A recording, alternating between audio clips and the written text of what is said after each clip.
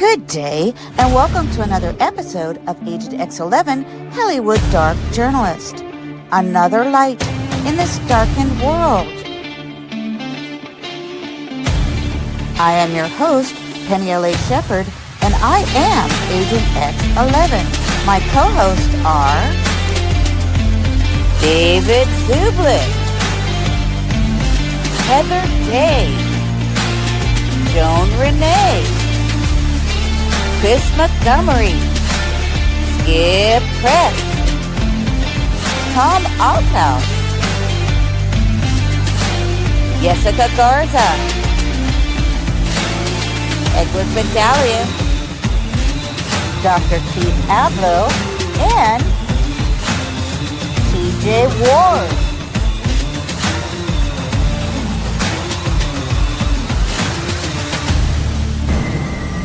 Good evening, ladies and gentlemen. We are tonight's entertainment.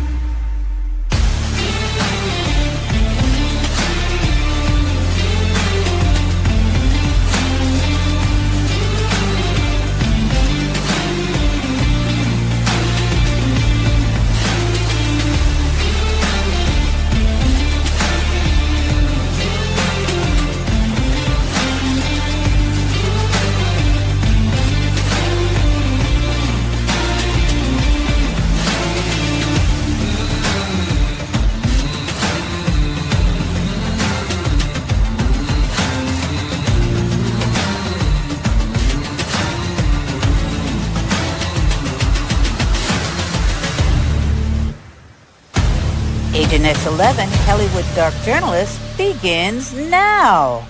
And welcome to another episode of Agent X11 Hollywood Dark Journalist. My name is Penny L.A. Shepherd, and I am Agent X11. If you don't know why, you're going to have to Google me, okay? If your Google finger's not broken, do it. I am joined today by my co-host, Joan Renee.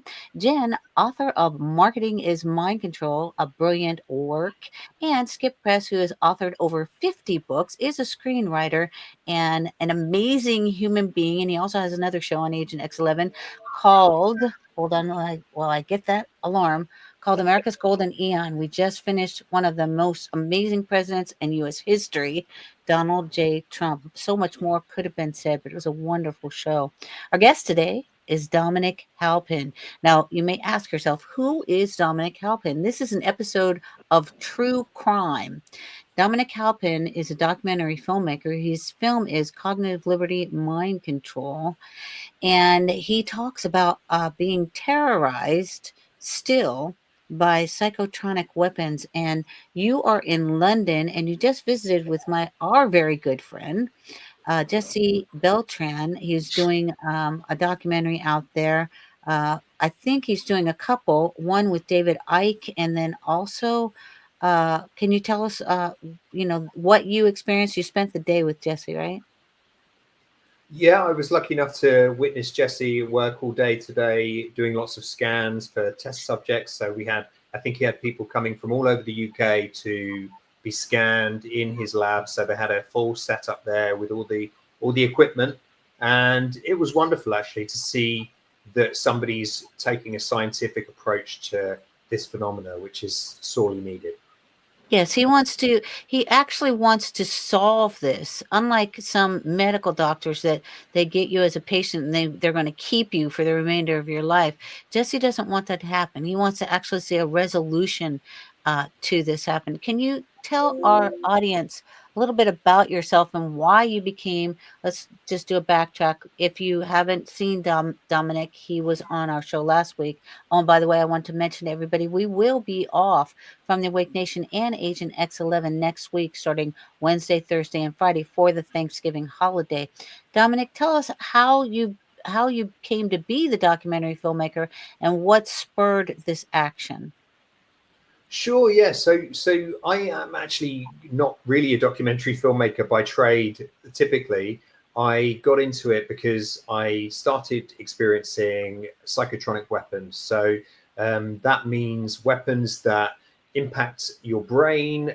They seem to be able to read your thoughts, and they seem to be able to create pain and voices in the head remotely. So there is obviously the big question around whether people have been chipped or whether they're doing this wirelessly. And Jesse, of course, is doing a lot of work to find frequencies coming from human bodies of people all around the world. And obviously his clinics are very popular. And so he's kind of taking a very measured approach to it, researching and documenting where these implants seem to be, what frequencies they give out. And it's very encouraging to see that kind of work going on, because these weapons have been around for a while. They've not really been given much press. They are talked about occasionally. Certainly when it comes to countries like China and Russia, they're a lot more open about these weapons than we are in the West, which raises a lot of questions. Either we're behind them or our guys want to keep it secret for some reason. But these weapons have very worrying capabilities, and those capabilities are a threat to not only democracy, but freedom, not only freedom of speech, but freedom of thought. Joan Renee also knows Jesse Beltran. She's my co-host on Awake Nation and also on Agent X11, as is Jen. Joan, what are your thoughts on this? Well, I think one of the most surprising things that we had when I got scanned is that everyone in being scanned for nanotech, not implants, but nanotech, there wasn't anyone that didn't have it in them once he got the machine that could turn it on.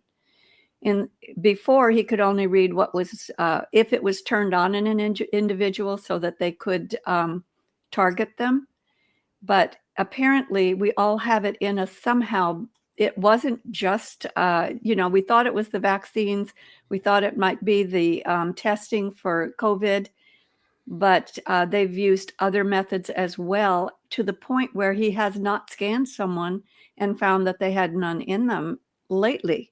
So that, I think that was a big shock to all of us. And is he finding the same thing over there in the UK? Yeah, everybody he scanned today came up positive. Every single person. Mm-hmm. I think that's because this nanotech is actually being chemtrailed. It's being put in your food, in your water. So you're breathing it in. So there's no way really to avoid it. Jen, do you have any thoughts on this? Just, I mean, thoughts, yes, a lot. But thank you for doing this. I mentioned your documentary to a friend who is targeted, and it's the message I was telling you about. And just his response, I think, is why I hope everybody watches this show and everything that you do. He said, they are on it. I had no idea others knew. It's deeper than that now, but I'm so glad others know and made a documentary. It's been torture for me since I crossed them standing up for people's rights. And I think, like, if more people knew this wasn't just an in them thing, that it would be more empowering. We could find solutions. So thank you for making it a big deal. Thank you. Skip? Thank you. Yeah, I've been onto this kind of thing for a long time, going back to the late 1970s. Particularly in the 80s, meeting people like L. Fletcher Prouty and Walter Board, who was a friend, the late Walter Board, who was the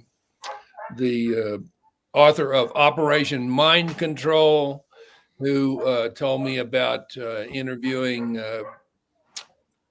Timothy Leary and asking him why he was always working for the CIA. And Leary said, well, do you want to play for a farm team, or do you want to play for the Yankees? Oh, wow. So Leary was always a CIA employee from the time he left Harvard. despite being on the run and all that sort of stuff. So this has been very dire and continuous efforts to enslave the population. So, I'm really glad Dominic and Jesse and all you guys are doing something about it. Yeah, he was Winona Ryder's godfather. And I believe Winona Ryder is MK Ultra, and she's actually in Stranger Things. So if you haven't seen that, there's a new season of that, the final season coming out over Thanksgiving. So Dominic, tell our audience how this came about from a social media post. Yeah, so I mean, you might have seen in the press a lot of people in Britain recently are being arrested for social media posts or for silently praying outside abortion clinics. So it does feel a bit like the walls are closing in the UK in terms of freedom of speech and freedom of protest. But obviously, my story is a bit different. So I retweeted something on Twitter, as it was at the time. And then I started getting gang stalked. I started getting followed everywhere. I had people very obviously and wanted to be seen by me, very obviously filming me or holding up their phone as though they were filming, literally waiting outside my house for me to go and buy some groceries or walk my dog.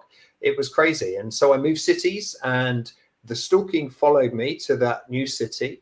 And then not long after that, the psychotronic stuff started. So I am now zapped basically every time. So it's like a feedback loop to your thoughts. If you can imagine, every time you have a brainwave, it might be, I'm hungry. What was that post, Dominic? What was it? It was a post about Prince Andrew. Of course. Ooh. Yeah. Who now Prince Andrew has been stripped of his titles. Because of his alliance with Jeffrey Epstein.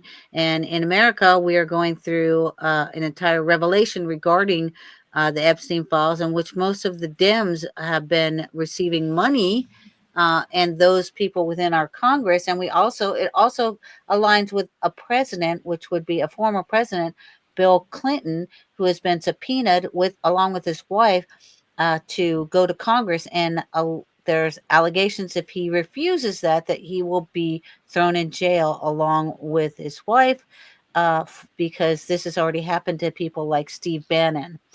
I'm going to play a little bit of your film so people can get a concept of it. We're going to be doing this for a while. Even though we're going to skip next week, we'll continue the week after that. This is an incredible documentary. And can they find this for free on YouTube? They can. It's on YouTube. It's on Rumble. My Rumble page seems to be hidden for some reason. When I search for it, it's not very easy to find, but it's on Rumble. A few people have put it on Rumble now, so you can find it somewhere. It's there. And it's on YouTube, on Twitter as well. So it's there for free. Anyone can watch it. Anyone's welcome to download it. And if anyone wants a copy, maybe to send their local politician or something like that, just send me an email and I'll be happy to provide you a clip or the full thing. I'd be more than happy to post it on my Rumble as well, if that's okay with you. You're welcome to. Okay, so now we're going to play a little bit of this, and I'm going to turn my mic off because there's helicopters or whatever circling around. and here we go.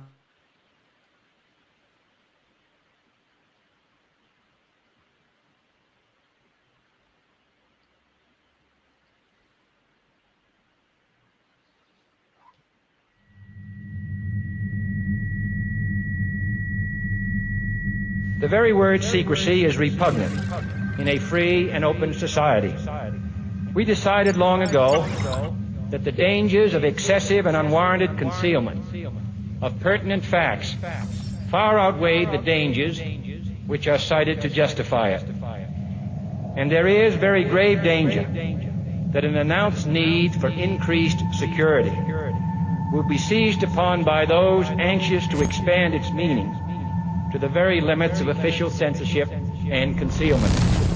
For we are opposed around the world by a monolithic and ruthless conspiracy that relies primarily on covert means for expanding its sphere of influence, on infiltration instead of invasion, on subversion instead of elections, on intimidation instead of free choice, on guerrillas by night instead of armies by day, Its preparations are concealed, not published. Its mistakes are buried, not headlined. Its dissenters are silenced, not praised. No expenditure is questioned, no rumor is printed, no secret is revealed. For as a wise man once said, an error doesn't become a mistake until you refuse to correct it.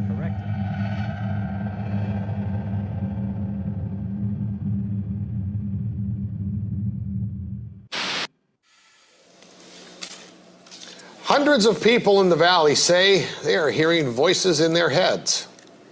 And those voices are being transmitted by microwave or other methods. Well, several viewers asked us to investigate what they call electronic harassment. KMIR6's Angela Monroe joins us now with what she's discovered. Angela. Electronic harassment, synthetic telepathy, voice-to-skull technology. Chances are you haven't heard of these terms.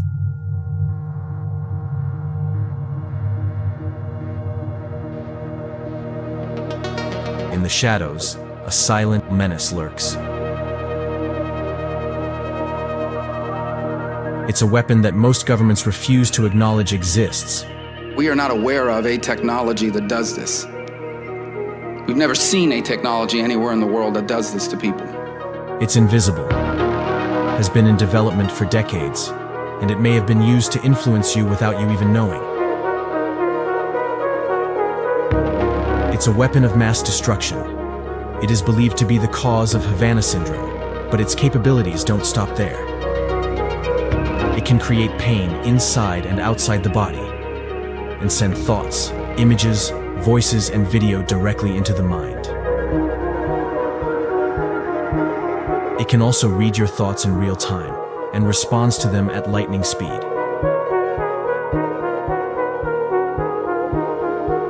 It is being combined with real-world psychological torment that includes gang stalking or flash mobbing to drive people to despair, to suicide, or worse. It is used to torture people around the clock. Every minute of every day for years on end. This torture can include painful spikes and zaps that prevent you from concentrating on anything, or voices in your head that make disparaging comments to you all day, chipping away at your patience and self-esteem while making you paranoid about everyone and everything. Sometimes these voices pose as people you know, or even God. If you speak about your symptoms, you're likely to end up isolated from friends and family, and often at the mercy of doctors in a mental health facility, following the typical protocols for psychosis and schizophrenia.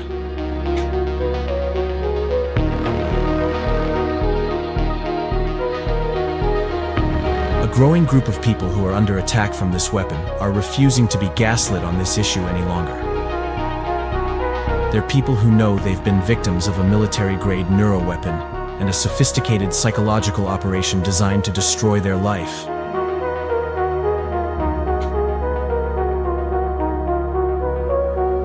In this film, we join those taking the fight to Washington, D.C., London, Ottawa, and Brussels. The question is, will anyone listen? That is the question. Will anyone listen? On today on the Awake Nation, I was talking with George Webb, who's an investigative journalist. He's investigating currently the Charlie Kirk murder, and I informed him of this psychological operation. He wasn't really well apprised on it. He wasn't really sure about dues because there are weaponry that the military is using, and that weaponry, as we discussed on our previous show, is one in which they could use it on an army and have them lay down their arms because they believe that it's the voice of Allah or the voice of their God telling them that they need to surrender. It is indeed a weapon. Dominic, tell us your knowledge, because you said you just visited with Jesse Beltran, what this operation is, and do you have knowledge also of the Havana syndrome? I do. Well, I mean, I guess as much knowledge as anyone else in that I followed it in the news when it first broke, and then obviously through to the current day, especially since I've been targeted with these weapons myself. But yeah, I mean, in terms of what it is, I'm obviously nobody can really say what the technology is because it hasn't been disclosed. They could be doing this, it seems, a number of ways. It could be implants, it could be wireless. Certainly, there seems to be a paper trail for wireless directed energy cognition impacting weapons. So there is in fact a white paper called "The Mind Has No Firewall," which I think came out in the 2000s, which lists the different ways in which wireless frequencies can impact the brain, and it's not just microwave that can do so. So there's a paper trail for that, but then of course there is also an interest in connecting sensors to everything in this world of the Internet of Things that they're trying to kind of bring us into, this smart cities, 15-minute cities world where everything has a sensor, everything is a data node. And so one way or the other, somebody is looking at us now more as data nodes than as human beings. But really, when it comes to the question what this is, it's a mind control program. Certainly with my own experience with the taps and feedback that I get, it seems to want to coerce you. And that may sound strange because, of course, it's only zapping me, but it certainly can inflict pain when you have an idea that it doesn't like, or it kind of taps you in certain places in the body. And that may sound, it's not like it's communicating, but it almost is. You can tell it's intelligent. That's what I'm trying to get across. And so it seems as though there is a mind control element to this. My experience when I talk to, or my kind of, speaking to the TIs, the targeted individuals that experience the voice to skull, there is a coercive nature to what they're being told in their heads as well. And it's sometimes very sinister. As I think I mentioned last week, we had one TI in the film who said that the voices were telling me that if I didn't do what they said, then they were going to kill my family. And I told Jesse something that I actually left out of the film today, which is there was a woman who said they were putting children's voices in her head, which is very strange and seems like a weird thing to do. So there are lots of different little kind of experiments, mind control experiments going on with this technology. I think there's the core technology, but the program, which includes the gang stalking, is what I'm focused on and interested in. Even though I have a technology background, I'm less really interested in the how they're doing it. I'm more interested in the how could you do this? And yeah, I think that's where the story is, because people are being driven often mostly into homelessness or mental institutions, but sometimes into harming themselves and in various ways, or harming others. And that's one thing Jesse and I were talking about today, actually. And there is an MK Ultra element to this, and I don't think anyone can deny that. But what they rely on is that we sound crazy, because of course when you start saying somebody's reading my thoughts from a distance, then there's no people have got nothing to compare that to. If you say they're zapping me, or as some women who are in the film say, they're being touched in an inappropriate way, in a way that is trying to humiliate them, and obviously then they're having their mind read at the same time as that's happening. That's the most sinister form of voyeurism I think I've ever come across. And but they rely on us sounding crazy, and that's how they've been able to get away with this for so long. And I think you're right, it's been going on for 20 years, I think, and we just haven't had the technology disclosed, and that's the missing piece of the puzzle. I'd like to touch on a couple of things, but I'm going to ask each and every member here about the future implications of this in a moment. There was a movie called Brainstorm. It was with Natalie Wood. It was the last movie that she made, and that's one that we'll probably do a movie spin on that. I'll get to that in just a second. This is, what is the Havana Syndrome, and could it really have sickened U.S. diplomats? In 2016, the U.S. government personnel working abroad and in the United States itself started experiencing unusual, sometimes debilitating symptoms. Outside observers noticed that some of the symptoms seemed similar to those noted in the 1960s by scientist Alan H. Fry. A foreign power could have built a device that induces the Fry effect. It's an interesting name, right? Because it's going to fry your brain. Does it account for all major symptoms? One of the most puzzling scientific mysteries of the early 21st century is the so-called Havana Syndrome. The illness was typically reported by U.S. diplomats and spies, working abroad that includes unusual physical symptoms that some believe are part of a campaign of electromagnetic harassment by outside actors. So, what is Havana syndrome?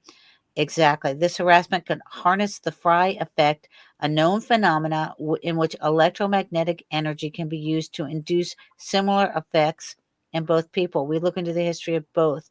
So, the year after the United States government reestablished diplomatic ties with Cuba, staff at the U.S. Embassy in 2016 in Havana started reporting unusual illnesses. The symptoms included head pressure or vibration, dizziness, followed in some cases by tinnitus, visual problems, vertigo, and cognitive difficulties.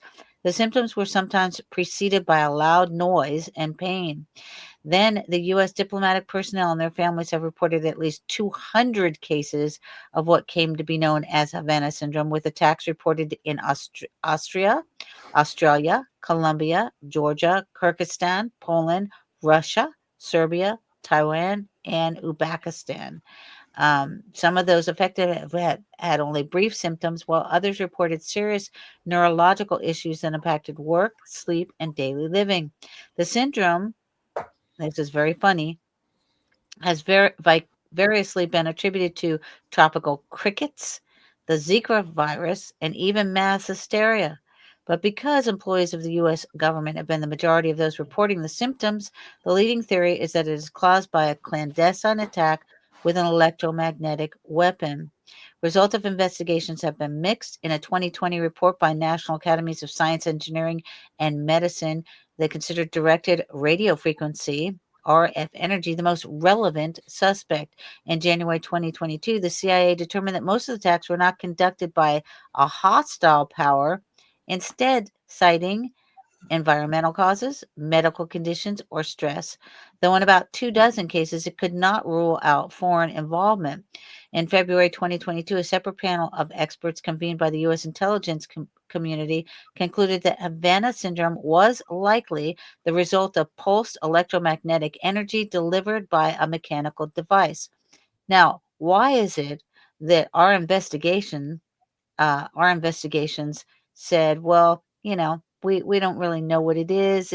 We don't think that it's a clandestine attack with an electromagnetic weapon, because is it possible that we are the perpetrators and that DARPA is also involved, and so is a covert clandestine scientific community working for the CIA, because they're also looking for mind control machinations. Uh, Skip, what do you think the future implications of a weapon like this could be on a population? Well, I think it's going to all come out. I've been privy by no effort on my own. It just kind of came to me to be clued into a whole lot of spycraft. When the first issue of the short-lived espionage magazine came out, my name was on the cover. Not as a spy, though, right? Yeah, having created a spy character for the NSA, not from personal knowledge, but just from figuring things out. And influential books on me were extremely reflective of what's going on in England now, which was Animal Farm and 1984 by George Orwell, and Aldous Huxley's Brave New World. And there's, in having gotten very close to selling a major spy type of feature film to Sean Connery, which Connery sort of blew by calling the head of British intelligence at Whitehall and ticking him off. And knowing about some Russian stuff, a listening device that could hear through 6 feet of concrete, having seen it demonstrated, it's amazing. And that was in Connery's office, matter of fact. But oh, really? Huh? Yeah, at MGM. So anyway, Sony actually, which used to be MGM. So I've been around this kind of stuff all my life, and not all my life, most of my adult life, and the overwhelming attitude about people who use these things is a lot like Bill Clinton and Monica Lewinsky, because they can, right? And the people who are causing this stuff to happen, they think they're going to get a completely subservient population, and it's not going to work because too many people can find out about it. That's why Dominic and Bill, Jesse, these are extremely brave people, because the kind of stuff like with Dominic being followed from town to town, that could happen in the United States, but very less likely a chance. And I don't know of anybody in the United States that's been arrested for a post on social media unless they're threatening the president or something like that. So it's extremely concerning. But I think, thank God for the internet, and even more so Elon Musk allowing things to go on X, because I think we will end up countering it, but it's a hell of a fight, and more people need to know the implications and the possibilities and how the technology works, and Silicon Valley needs to quit microdosing LSD and get heavily into this and fight it. And ketamine. Yeah. Jen, what do you think the possible future implications to our society could actually be? I think it's a lot of danger. I think they're spinning it with SEO that this is going to be great and help blind people see. And I think what they're doing is allowing us to provide access into our brains now with, we're asking for it. Whereas before it was clinical trials, things like that, bad things that weren't, allowed. And I think they're taking the technology that we're told is a conspiracy and doesn't exist and putting it into a medical thing, saying, you really want this, it'll help all of your disabilities. And I think that's a dangerous, dangerous path. Do you think maybe that it's now going to be run? I mean, what happens when AI runs it? Or does it already? Right. I mean, so if it's a DARPA thing and stuff like that, we know they've had tools long before our business world has had AI chat GPT. So we know that there's capabilities of things they've been doing for a very, very, very long time. And I just think the fact that it's been hidden this long and it's still considered a conspiracy, and you say targeted individual and you all of a sudden get targeted for saying that right. is a very interesting thing. I'm glad the world's waking up. I'm glad mind control and MK Ultra are kind of trending now. How great is that? But I really wish that justice would happen. People would be investigated. I don't know anything, and no allegations, but there's some names in the chat that I think are interesting. And Dominic, I don't know if you could weigh in on these things. A guy in the chat saying his name's Alex Marceau. He's saying DARPA bought tech from Synchron. Stentrode is a psychic BCI implant, started on him in clinical trials because he's a natural remote viewer in 2022. And he says, and again, I don't know, but this is interesting, Kurt Hagstrom needs to be investigated. So I feel like there's a lot of people out there who might have been dealing with this, have details, have knowledge, know what happened to them, and they're told it's a conspiracy. So no one's really talking to each other. I think we should talk to each other. John Renee, what do you think the possible future implications? I definitely agree. Yeah, I don't know if you're asking me. Sorry. Yeah, I mean, I think I haven't heard of that specific program from DARPA, but there's definitely a paper trail from DARPA on the M3 program, which is, of course, the nanotech that self-assembles in the brain. And as I heard from Dr. James Giordano, who obviously works with the Pentagon, these things are a form of mind control. They can read and write to the brain, this nanotech. So that certainly, would join a lot of dots if DARPA were involved in that. But I have no knowledge of it. But it does show an intent to read our thoughts. And I think for these Silicon Valley guys, they just want the data. I don't think they're worried about your privacy. They just need as much data as possible because, of course, it's all about, we're in an AI arms race now, and it's all about who has the most data, who has the best data sets. And if you can actually read the human mind, either on a mass scale or individually through choice, then that's going to be gold dust for them, I think. So certainly for helping the AI work better and more like a human mind. That's invasive. I mean, mind reading is invasive, especially if you're sitting there coming up with your own thoughts, having your own things, and someone just as they want to. We know AI is being used on the battlefield. We have a lieutenant colonel who's going to be a regular on our show, Robert McGinnis, who wrote a book about AI and Christianity, and he also worked in the Pentagon.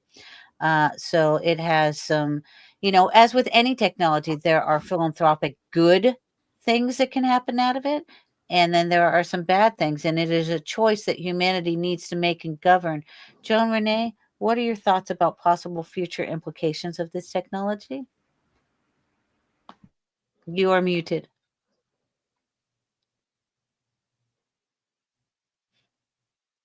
You're still Sorry muted. about that. Yeah, it's okay. So I'm going to actually come up with something a little bit more positive, but a little in the woo.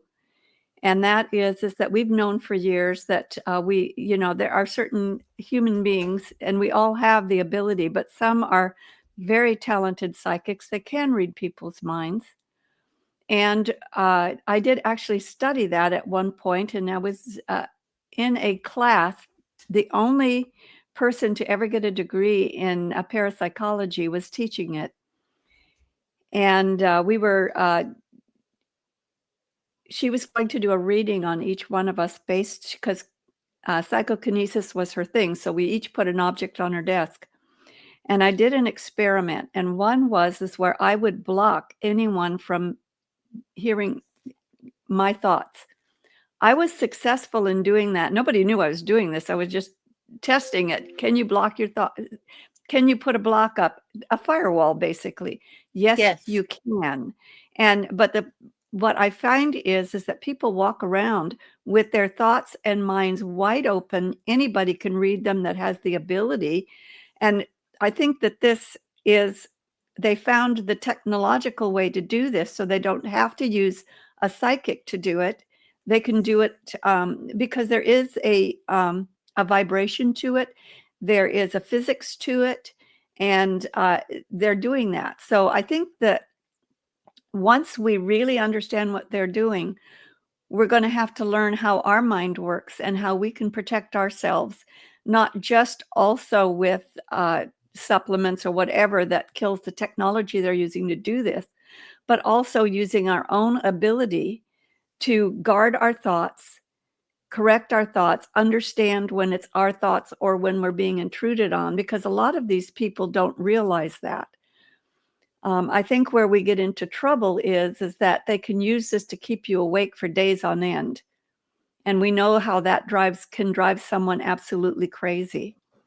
So we're going to have to work on ways to resolve that, some ways to block this from happening, not just internally, but externally as well.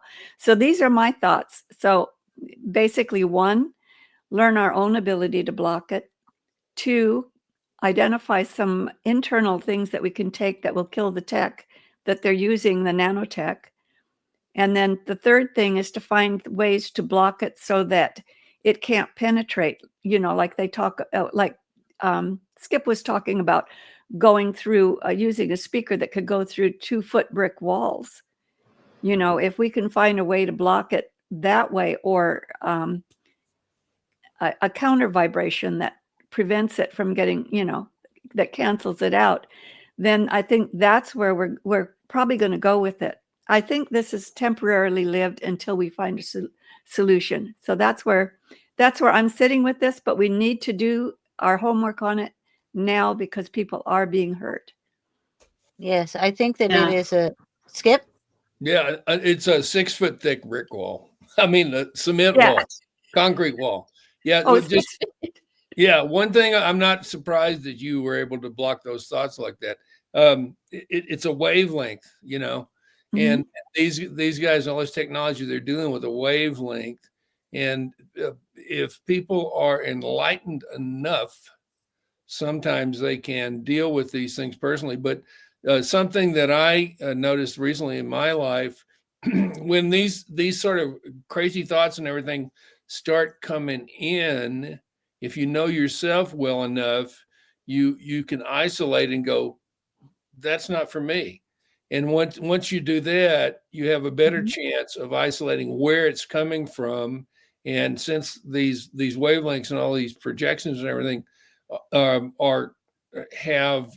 they're operating on the laws of physics, there are things you could do physically that can block these things also. Now, if it's coming from internal sources and implanted nanotech and all that crap, well, then there's things to get rid of that too. But the first thing you have to do is you have to figure out where this insanity is coming from. And if it's not you're not normally insane, then you got to start isolating. The problem, I would think, is where they grab the vulnerable people who have dealt with thoughts like that. They have dealt with trauma or things and stuff and this, that, and the other. And so I agree, if it's not from you, anxiety isn't from God, confusion isn't from God, those types of situations, you can keep that mind of Christ going. But I wonder, people who haven't dealt with that, don't understand the armor of God, what are they dealing with? And that's where I'm just so glad y'all are talking about this, and what you said, Skip, I think will help those people. I just think this is a huge topic that needs to be dove into so much more. Yes, Dominic, well, we're going to continue. We're going to continue this series. On what we said? Oh, I'm sorry. That's okay. Go ahead. Go ahead, Dominic. I was just asking Dominique if he had a comment on what we've all just discussed. Oh, I'm sorry. No, I mean, I think it is becoming more of a big issue, and it changes the whole relationship between citizens and the state, because now they can covertly inflict nanotech on you, and it can do a number of things. It could, I presume, read your thoughts, but this changes things like espionage completely. You don't need now to hire a spy. You can turn someone into a spy without them knowing. And they could be in the room with your biggest competitor on Wall Street. They could be in the room with your biggest adversary, as a country. So this really changes a lot of things, this kind of technology, and being able to, having privacy of thought, I think, is a divine gift that no one has the right to take away. And certainly, as somebody who's lived with it now for 2 years at least, and I can say that it is profound and horrific to have, because of course, knowing someone's in your head is fine, or is one thing, but having the feedback, I'm thankful I don't receive the voices, but the electronic feedback is horrific enough, because you can't concentrate, you can't daydream, you can't ideate things, because of course you do need to process things in your head. And if you're getting zapped out of concentration or your kind of train of thought every 5 minutes, then it that seems to be the goal, is to destroy the way you think and to change the way you think. And so they're already using this technology maliciously. An electronic penal system, predicated upon social scores. Yes. Yeah. Absolutely. I'm going to name a couple of movies that I want people to take a look at it, because this is not dystopian. It's happening now. Minority Report, in which they speak of pre-crime, in which you make a thought crime. Johnny Mnemonic, in which he has an implantation of a memory chip, and he's also used as a spy. And that would beg, if we get to that point with the Neuralink, in which you decide, hey, I want to be a doctor, and they say, all right, well, we're going to download the doctor symposium in your mind, and then you'll do your practicum virtually, and and then we'll get a cut of your salary until you pay off your student loan. And if you miss a student loan payment, then we're going to just put commercials in your head all day and all night and keep you awake. We're going to torture you things of that nature. Another, and these are not dystopian futures. This is now. And I encourage everyone to go and watch Brainstorm. That was a 1983 film directed by Douglas Trumbull, who actually worked on 2001 with Christopher Walken and Natalie Wood. And that in the 1980s followed a research team's efforts to perfect a system that directly records and replays the sensory experiences and emotional feelings of a subject, and the efforts by the company's management to exploit the device for military ends. After a researcher records her own death from a heart attack, her colleagues joined forces to retrieve the information and play it back. And by the way, that was Natalie Wood's last movie. She died. And that's still today being investigated with Robert Wagner. It's been closed and opened and closed and open. I'm going to play a little bit more of your movie, Dominic. Weaponized mind control. Regime media mouthpiece Xinhua reprinted an article earlier last year speaking highly of the technology's military and wartime value. The article says the purpose of mind control weapons is not the destruction of an enemy's flesh, but of his will.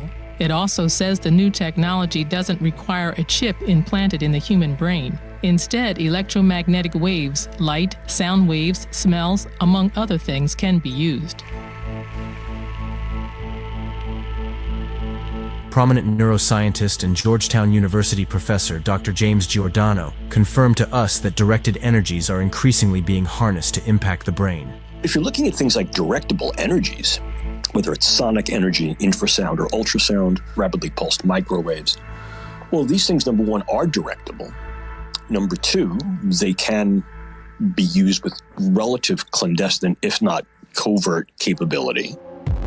In 2012, various news outlets reported that Russia was working on a mind control zombie gun that would be ready within a decade. Previously, in 2001, President Putin had made it illegal in Russia to employ electromagnetic, infrasound, and other psychotronic weapons. In 1994, it was widely reported that the FBI was considering using a Russian-made mind control machine on the religious sect, the Branch Davidians. And in 2007, Wired reported that the U.S. Department of Homeland Security had hired a Moscow-based mind control lab for use of its software, which can reportedly read the subconscious mind and alter behavior. 8 years after the first reported cases of Havana syndrome, the Counterterrorism, Law Enforcement, and Intelligence Subcommittee hearing on anomalous health incidents examined these weapons in a public setting. The victims are not just selfless public servants, but their spouses, children, including infants, and even pets. With a high-powered microwave system weapon that may have the ability to weaken, intimidate, or kill an enemy over time and without leaving evidence. 2012 intelligence information indicated that this weapon is designed to bathe a target's living quarters in microwaves, causing numerous physical effects, including a damaged nervous system. I am convinced that the evidence that exists in the classified arena directly contradicts the public conclusions expressed by federal agencies as to the origin, cause, and scope of AHIs. Former United States Army Lieutenant Colonel Greg Edgreen later spoke to 60 Minutes and said, "The Pentagon shut down many attempts to investigate and had demanded unachievable evidence for a weapon designed to be silent and invisible." Greg Edgreen, who ran the military investigation, told us he had the Pentagon's support, but the bar for proof was set impossibly high. I think it was set so high because we did not, as a country and a government, want to face some very hard truths. And what are those? Can we secure America? Are these massive counterintelligence failures? Can we protect American soil and our people on American soil? Are we being attacked? And if we're being attacked, is that an act of war?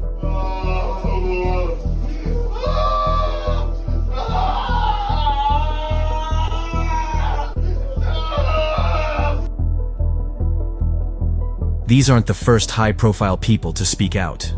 Former head of the FBI in Los Angeles, Ted Gunderson, was one of the first high-profile names to talk about gang stalking.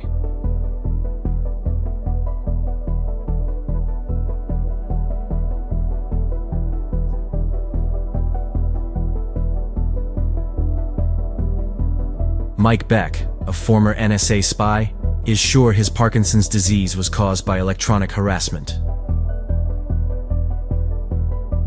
WikiLeaks founder Julian Assange was reported to be hearing voices while in a British prison.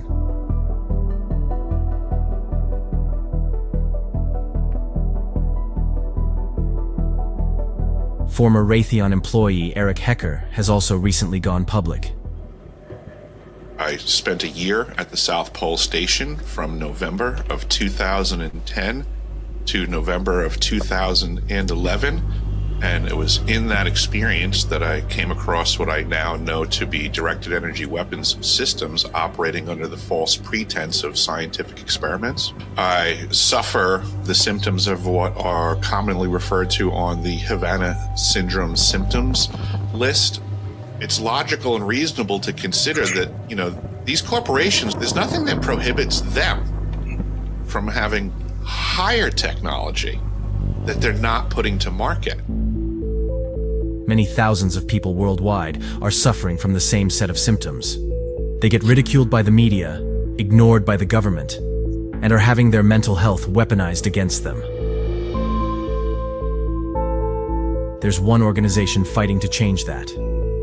Founded in 2017, Targeted Justice is a human rights organization dedicated to ending the weaponization of exotic neurotechnology and what they call a weaponization of government against American citizens. Richard Lighthouse and Anna Toledo are in Washington, D.C. to host their latest targeted action, an ongoing meetup and protest for victims of these weapons. Both victims of these weapons themselves, Anna and Richard are planning a week of activities in and around the U.S. Capitol to help raise awareness with federal employees and hopefully secure meetings with congressmen. Targeted Justice has come to Washington, D.C. before. We've had rallies. This year, we've had a much bigger audience, and this has been key to getting the word out and getting more exposure for what's happening. We have a mission statement at Targeted Justice that it's basically three-pronged. Expose these atrocities, educate the public and legislators, and shut down the program. We're advocating for freedom this weekend in D.C., just representing non-investigative subjects with Targeted Justice and hoping to end this targeting program. Please, whatever it takes, stop the targeting of innocent individuals in this country. Most people are just patriotic, conservative people that have been targeted. DHS has a $110 billion budget. And Rand Paul said, well, we asked about some of these contracts and some of these relationships, and they couldn't even say what they were about. Of course, because it's not that they didn't know, it's that they didn't want to tell you because they're illegal, because they are harassment, because they are organized stalking. The people in Congress are the ones that are supposed to be saying, wait a minute, what are you spending all this money on? But there is absolutely no oversight. Innocent people are being put on the terror screening database watch list, secret categories 3 and 4. These are non-investigative subjects, everybody. That means they're not criminals, they're innocent people. Many people are being microwaved. Little children are being microwaved. People are dying from these directed energy weapon attacks being perpetrated against them. And it's real, and it's happening. And people need to wake up. I'm excited to be here with Targeted Justice to get this program shut down. It's a vindication for those of us who have been suffering and tortured for too long. Include civilians in the Havana Act of 2021 because Havana Syndrome doesn't discriminate. Havana Syndrome does not discriminate. One thing I wondered, Dominic, we were seeing worldwide events that were bizarre, like a bunch of whales beaching themselves. And it could have been, an ecological thing, but this is what I wondered at the time. I wondered if they were heating up the water, and you have this global warming thing, right? And microwaving the whales and cooking them from inside out. And that's why they jumped out of their own natural habitat and beached themselves on the shore. I don't really know that. And then one thing that was mentioned was about the individual who said he had Parkinson's. Robert Mueller was an individual that was in our governance. He actually targeted Jerome Corsi for he wanted him to be jailed, and he was involved with the Russiagate and with Epstein, that whole cadre of snakes. He now, when they went to go serve him, they had to serve him at a memory institute, essentially, and they have said that he has Parkinson's. So is it very possible that this weaponry is used against anyone that they don't want talking in the government, and maybe those people in Congress are scared to speak because they know that this weaponry can be used against them? Can you talk to us a little bit about the people that were involved in fusion centers, essentially getting paid like what, $10,000 a month? Because there were people in Oregon that also said that they were involved with these fusion centers, and they didn't want to do it anymore, but they were afraid if they didn't, that they would then become targets. What's your thoughts on that, Dominic? Well, there was, I can't remember the gentleman's name now, but there was a whistleblower from one of the fusion centers. And he basically he did a lot of audio recordings, and I think appeared in a few podcasts, and then disappeared completely. He had 2 alter egos as well, but he was basically saying, this is the most horrific thing I've ever seen. They're storing all this data on a highly secure data center. They can influence your thoughts, your mood, your behavior, and they're doing it on quite a large scale. And I think he was based out of Seattle in Washington. So yeah, there is a big question mark over what's happening here with these fusion centers. But I don't want to, of course, he's a whistleblower, but he had no credentials. It was just a bunch of audio recordings. It was very appealing to targeted individuals. But we need that smoking gun. We need something more official than that. We need really somebody to stake their entire reputation on the line and come forward on camera, because this guy never did, and say, here's my credentials, here's my badge, my kind of pass or whatever, and I worked for this fusion center for this many years, and here's what I've seen. But we haven't got anything like that in this realm, unfortunately. But we do have the industry, the neuroscience industry, certainly the consumer side, saying all this kind of stuff is possible. But when it comes to the wireless frequencies, and you mentioned, the effects on wildlife and that kind of thing, there is a great book called The Invisible Rainbow, which is, I was just searching actually, which is written by Arthur Furstenberg. And he actually documents quite well the history of, the kind of inception of wireless frequencies being used by a gentleman called Marconi. Yes. Yeah, so and also then the paper trail of that up to the current day. So I definitely recommend that book.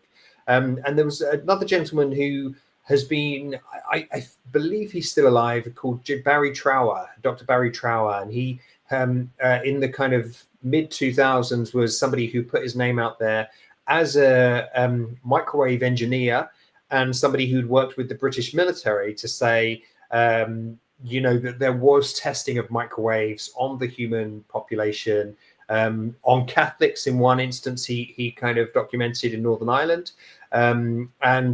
So his work is very good, and he talks very, concerned, in a very concerned way, about what's being done with wireless frequencies or in our telecoms infrastructure. So but I hear if you talk about 5G or cell towers on YouTube, that you get an instant ban, which does raise a lot of questions. So yeah, maybe won't mention the 5G. Right. Also, Kathy O'Brien's husband, Mark Phillips, worked at a place that when I moved from Atlanta, Texas to Atlanta, Georgia, which is where Stranger Things is filmed, he worked at Emory University. And that's actually used in the Stranger Things as the Upside Down. He worked doing MK Ultra experiments on apes. And then also I think that they're able to take the funding from some of the projects they get, like for cancer. And there was an institute right around the corner from me, and it was a cancer research center. Alex Jones had talked about it, saying that they had talked to him about going down there. But I had heard from an individual that they were experimenting on the apes, and at one point she saw all the apes standing up and for a long periods of times, like in a formation, and then went away for a couple hours and returned, and they were still doing that. So I think under and we can't just say DARPA, right? Because I believe that these experiments are ongoing with using fraudulent means to do these experiments. For instance, is that what does that have to do with cancer? Experimenting on apes and then having them stand in formation. And if you were to take those apes and mind control them, and then have AI mind controlling them remotely, if you had a civil war, those apes could come and kill you. It is another dystopian thing, right? Planet of the Apes, right? But they could, in fact, use animals for weaponization. And we're talking about Kathy O'Brien, who was an MK Ultra mind control victim, and her husband, Mark Phillips, was indeed a handler, but he was a good handler. He was able to help her to break her mind control because he'd done these experiments on animals. So Skip, I'm going to ask you to address this. In fact, if we know that they are doing these experiments on animals and monkeys, and they've been doing it for a long time. And also for Neuralink, there were experiments that PETA got involved with in the first testing of Neuralink before they used a human subject, in which they drilled holes in the monkey's brains, and then they used a glue for some ungodly reason, which melted the monkey's brains. And so, they're saying better the monkey than the human being, right? But are we the monkeys now, Skip? Well, there's another movie to keep in mind. They remade it once already, which is Total Recall. Yes, with Arnold Schwarzenegger, and he's got a little brown thing jammed up in his sinuses. I don't know how you could be walking around with that and not notice it, but apparently he was. And it's that's from a Philip K. Dick novel. We Can Get Dreams for You Wholesale or something like that. And Minority Report is also from Philip K. Dick. It would behoove anybody to read a lot of Philip K. Dick material, because he was tapped into the future of people doing these evil kind of things like this, and pretty sure they took him out, from what I understand of his. How did he die? Do you know? Yeah, he was kind of losing it and stuff, and it was just real mysterious. I mean, I can just rattle off the details to you right now, but there's I think what really culminated it, which really got the bad guys against him, was he addressed an audience in, I think, a foreign country, and said, we're living in a simulation.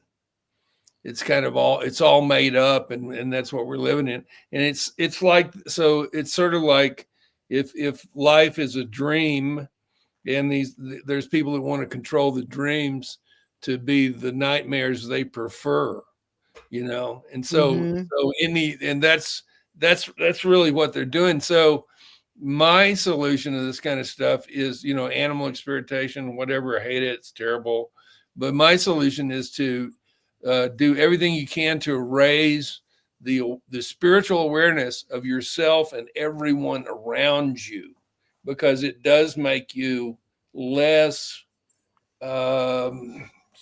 vulnerable to these kind of things, So, that's my take on it. Anybody else, John?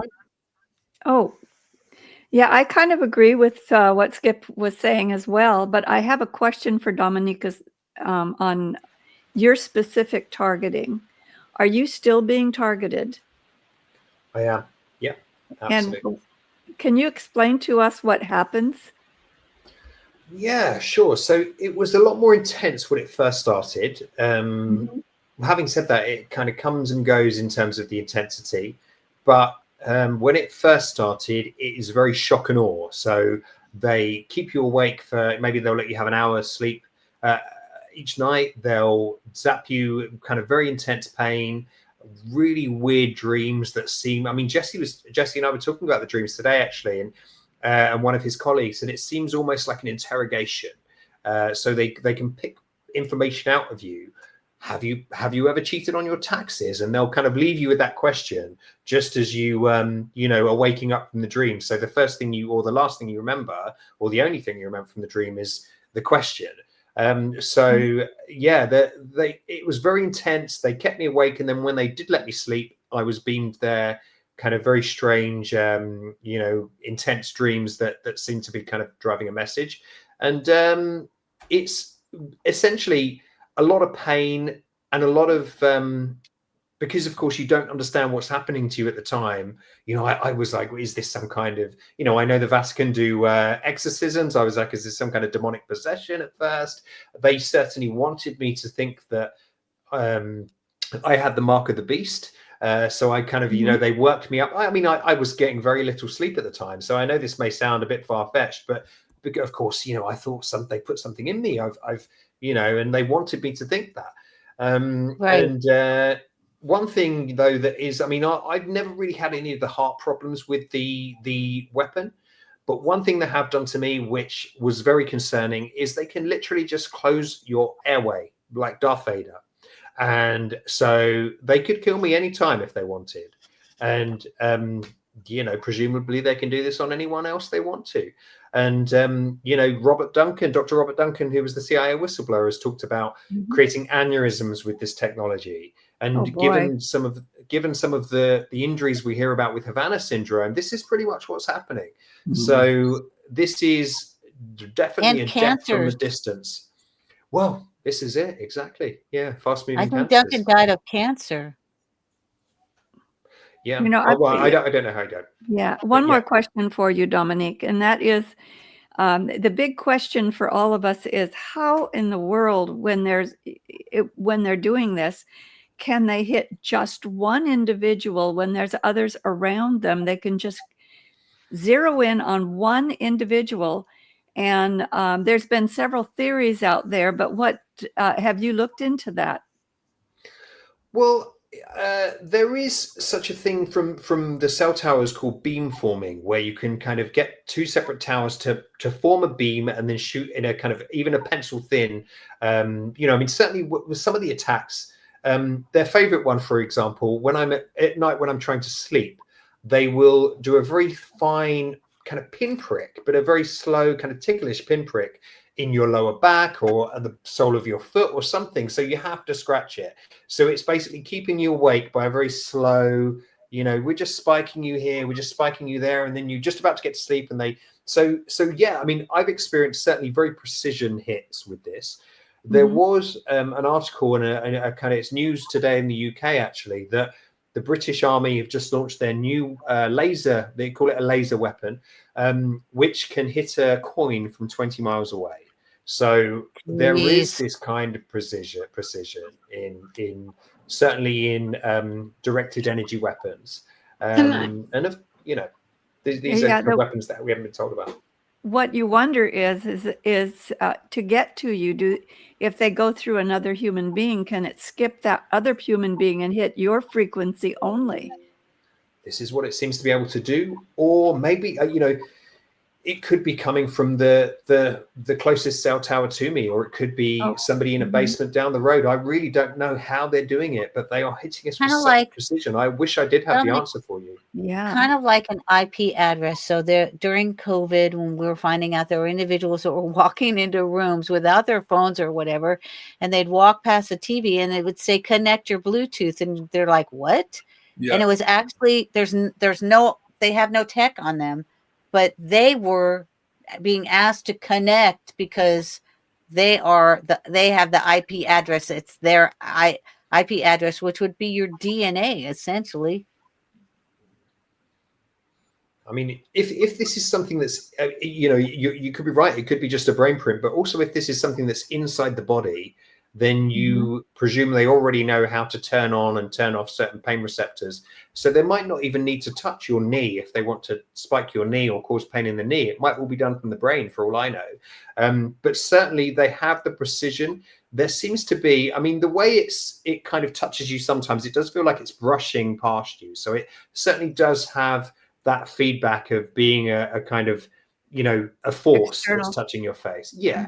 But for all I know, neuroscience could have figured out how to do that from inside. I wish I could give you the answer on that. I wish I knew myself.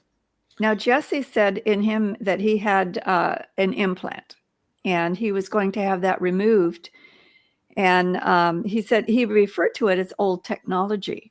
Yes, and it is. more than nanotech is where they're going with this type of targeting now, where before they would, if they had you in an operation, or maybe you were in the service or something like that, they had access to do an implant. And that's where, and it was the service people have a lot, there's a lot of them that turn out to be the ones that they find these in. And so that would lend itself to what Penny was saying about the IP address, finding an IP address if you have the nanotech has that in it. And that would be a way of targeting one individual over a room full of individuals if they're different. Yes, I believe my brother had the voice to skull, which Jesse's referring to as old tech. I believe I had an implant in my tooth, which burst, and I had that tooth pulled. It took 3 hours to pull that tooth. I did, when my brother was murdered, I didn't get his body back, Dominic. He was murdered, and he had written an unpublished book entitled The Whistleblower about Bush, the Vatican, and my deep state family. And I don't have that. I had the screenplay, but that was taken from me by an asset who actually worked for Bill Hybels in a mega church. And that person was also in touch with my first agent, whose name is Darrell. The circles become smaller, Dominic, and you'll find that as you wade through this particular technology war. I didn't get my brother's body back. I think they took their technology back. And he also talked about a crack that he heard in his head. And he believed that God was talking to him. And therein, I believe, is where what Skip was talking about, knowing the discernment. I know, I've talked to Jesus since I was 3. I know that voice. And I know that that voice is a voice of love, and it would never tell me to do anything like harm myself or harm someone else. So knowing that voice of my personal Savior, which is Jesus Christ, knowing that voice, knowing it well, I know that it would never tell me to do something to harm myself or anyone else. And you have said that this technology absolutely tells people to, and I'm not going to use the word, I'm going to say unalive themselves, but it actually tortures them and tries to get them to take themselves off of this planet. And then also the alternate MK Ultra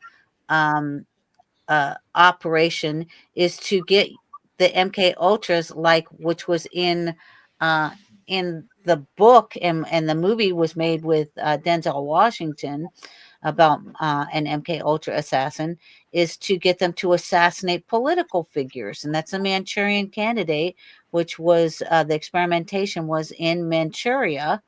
And we had Cash Patel, we talked about this on our other program, come back and say that she told him, hey, we're gonna fight the fentanyl. And I just responded, have you ever watched the Manchurian Candidate? Because this is the proposition.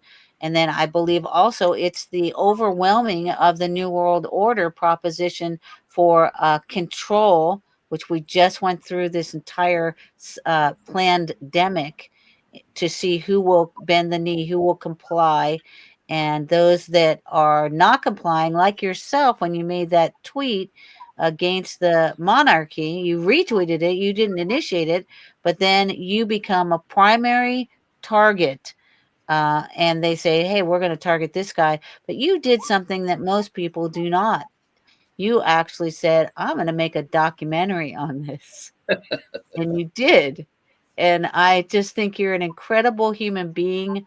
You know, I just think that what you're doing, everyone needs to do this. We need to speak up. We need to speak out. And we have about 15 more minutes. Tell us what you would like us to know. Well, I think, you know, that when it comes to what drove me to make the documentary, there are sins for things you do and sins for things you don't do. And of course, I was sat here with a camera, with the knowledge of how to make video, and with a tech audience. So it's kind of also almost a sin that I wouldn't make a documentary. So it's, you know, but of course, we're all just trying to free ourselves from this technology. And as I said to you, I thought my targeting was bad, but when I met the targets in Washington and London and the targets that I've spoken to over the past year, making these two films, I've had it lightly compared to them. But there seems to be the same outcome for most people, which is homelessness or a financial loss. You end up in debt in some way. You know, your relationships break down, your family start having question marks over whether you're sane. It's very isolating. And I think the best thing people can do if you're a non-target is find out about this, because if you don't know and then it hits you, then it can drive you off the rails really quickly. You know, it can turn somebody from a high-powered kind of corporate job into somebody who's homeless, it seems, in about 3 or 4 months. So, you know, this can really impact you if you don't know what it is and you don't know what the capabilities are. So that would be my kind of thoughts in terms of, you know, just getting the word out there, not about my films, but about the technology, about just this capability, because if it gets you, it can really do harm if you don't know what it is. But somebody like Jesse, you know, he's been living with it for a very long time, that he told me today. So, you know, when I hear people say I've had this for 10 years, 20 years, I'm almost kind of in denial in my head. You know, I'm like, no, I'm sure mine won't last that long. But, you know, you kind of, we are faced with that prospect now where everyone could end up like this, having, you know, we were kind of talking today about, we could end up in a world where everyone's just talking to this AI, you know, ChatGPT in their head all day. And you know, that is a very scary prospect, to have that kind of a world where we're just automatons then talking to the kind of central mothership, you know. I absolutely agree. And I think what you're doing is extremely important, and it is education.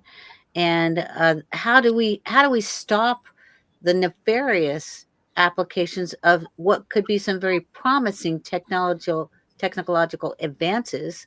And like in Brainstorm, that they had altruistic, you know, expectations of this technology, but then it gets weaponized, and that's really what the military-industrial complex does, is it weaponizes everything. Skip, you always have a very positive message regarding this. What is your message to our audience? Well, there's a one movie that hasn't been mentioned that really should be required viewing for anybody who's concerned about this kind of thing, and it came out in 1984, starred Dennis Quaid. It's called Dreamscape. And it I was watched about, it. I lived my life by that, Skip. It changed my life. yeah, Dominic's nodding his head. I guess he's seen it too, you know. You haven't seen it? Okay. Well, I'm good at that. Yeah, watch it. It's really good. And so it's the idea is that they've got a technology and a kind of a psychic, but they've got technology too. So this person can go into people's dreams, sort of like Freddy Krueger, and kill people in their dreams. And as a result of them dying in their dreams, they die in real life. And so somebody's going to kill the president. And so Dennis Quaid is sent in to foil this, which he ends up doing. But it's you know, it came out in 1984. So all right, it's over 40 years ago. And the way Hollywood works is people write these things. Sometimes they just dream it up. Sometimes they sort of intuit it, like Philip K. Dick seemed to do. But this has also been Hollywood programming the populace, filmmakers programming the populace to do these kind of things, to get accustomed to these kind of things, and often thinking there's nothing they can do to combat it. right? So the more that Dominic and other people like us, whatever, expose this kind of thing, the more people are aware of it, and they can be groomed back into thinking they can combat this kind of stuff and overcome it and win. John Renee, what are your final thoughts? Well, I agree with Skip that this is, this is just another thing that they've come up with, and we will find ways to defeat it, and then they'll come up with something else. Skip just did a whole history on all of the presidents of the United States, and there wasn't one of them that didn't have some huge trauma going on with the world that they had to deal with, that where people would think that the world was going to come to an end or this is going to be it. So I think the main thing is don't live in fear. When you are afraid, you give your power away. And that's exactly when an enemy will do that, to get you afraid first, so that they can control you. It was done with COVID on steroids. So I think that would be my message, is not to be afraid. We're looking, you look for a solution for this, and we'll come together, and this will be defeated as well. Amen. Jen? Yeah, my mind is swirling. I can't help but think about what Tom Malthouse says about Neuralink and how he created it to, in his original script, to be a good thing, and it got taken, and now we're here. It just seems like we should probably be looking into Neuralink technologies, DARPA. I know in the chat we've got Synchron, Stentrode, BlackRock. I think we should start looking at the source, following the money, finding out who's paying for this expensive technology that's just randomly being put in people, and where that money is coming from. There's a lot of dots here that I think connect a lot of other things. And I'm, again, so grateful you're talking. I have one more question, though. If someone has information or would like to chat with you, how do they reach you? What would be the best way to contact you about these types of things? You're muted. Sorry, you're muted. They can reach me on X, or they can email me. So my email address is dom@technative.io. Excellent. And as we're leaving, we have about 8 more minutes. I did want to explain how Dreamscape changed my life. It's a 1984 film. I was involved in MK Ultra psychic projects, and then I was erased about a bazillion times. In this film, Alex Gardner, and Gardner happens to be one of my family names, Baumgartner. The Baums married the Gardners, and they became the Baumgartners. He's a psychic who's been using his talents solely for personal gain, which mainly consists of gambling and womanizing. When he was 19 years old, he'd been the prime subject of a scientific research project documenting his psychic ability, but in the midst of the study, he disappears. So he runs foul of a local gangster and extortionist named Sneed, and he evades 2 of the thugs by allowing him to be taken by 2 men, and they identify themselves as representing an academic institution.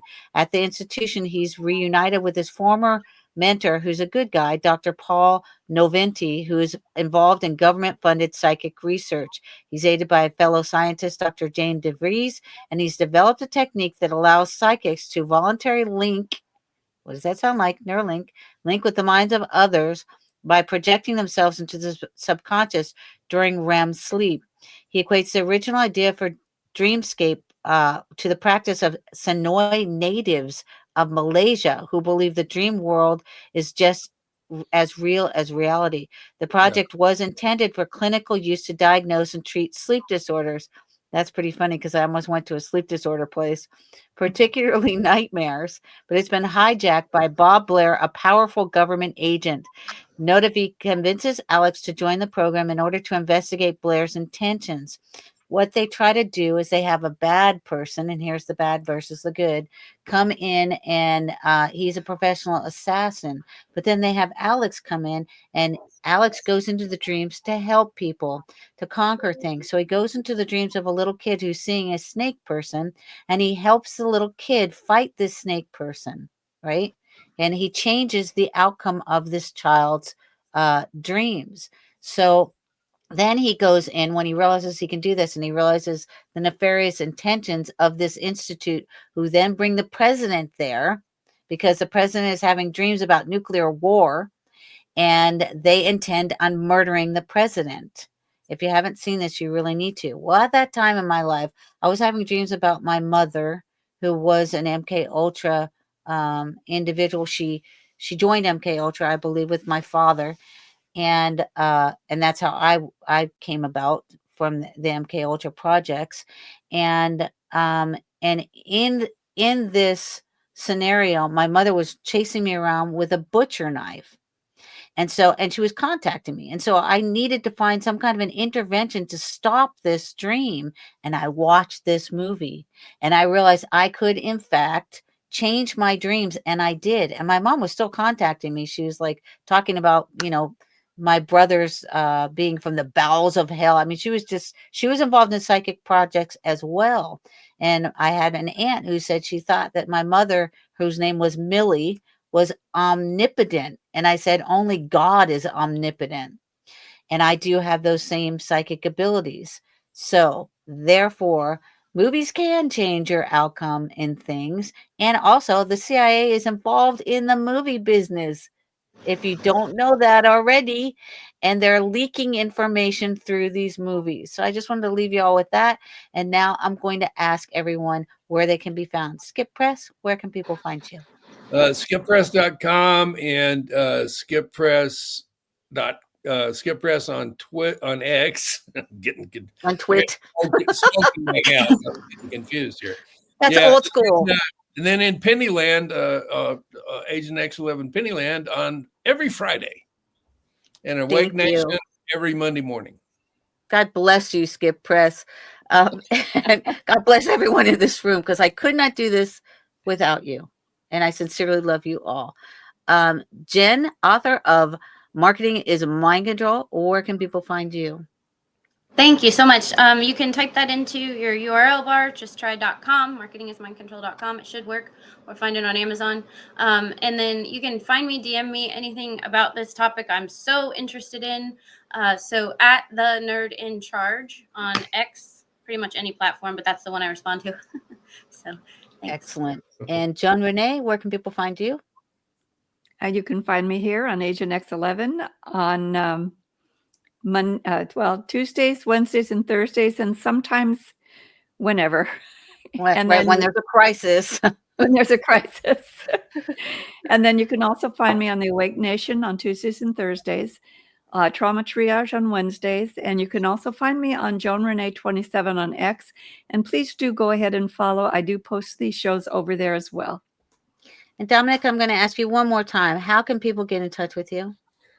At Dom_Halpin, HALPIN on X, or DOM at technative.io. Thank you. And if you'd like to get in touch with anyone involved with Agent X11 or the Awake Nation, or you would like to be a guest on either one of those shows, please text my phone and say who you are. I will put you in my contacts, and then I will text you back. I will not answer unless you're in my contacts. And that number is 619-779-9771. And anybody on this panel or any other panel that you need to get in touch with, I will make certain that they've received that message. And I also want to thank you for following us on Awake Nation. We do the Awake Nation News 7 to 8, and that is Eastern Time, Monday through Friday. We also then have Awake Nation with the fabulous David Zublik, and that is from 8, and that's Eastern as well, 8 to 10 Eastern Time. And then you can also please like, share, and subscribe on all of our shows. And Jen just dropped off. And I want to thank you all for joining us. And no one is making any money off of what we're doing. So I ask you, please like, share, and subscribe. That's how we get our message out. And then I thank you so very much for following us on Agent X11. We are live on the David Zubik channel, also on X, and also on the Agent X11 channel. We have one more show to go for Agent X11. So please, follow the Agent X11 channel to see the next show that we're going to be having. We'll be talking with Brad Conley about Britney Spears and the Kirk murder, etc., involving Calvary Chapel and some of the churches. So please join us for that coming up soon. Unfortunately, we're out of time, so we are out of here. Shepherd out. Renee out. Skip out. Dominic out. Dominic out. Goodbye for today from Agent X11, Hollywood Dark Journalist. We post new episodes daily. Check out our true crime episodes Wednesdays and Fridays.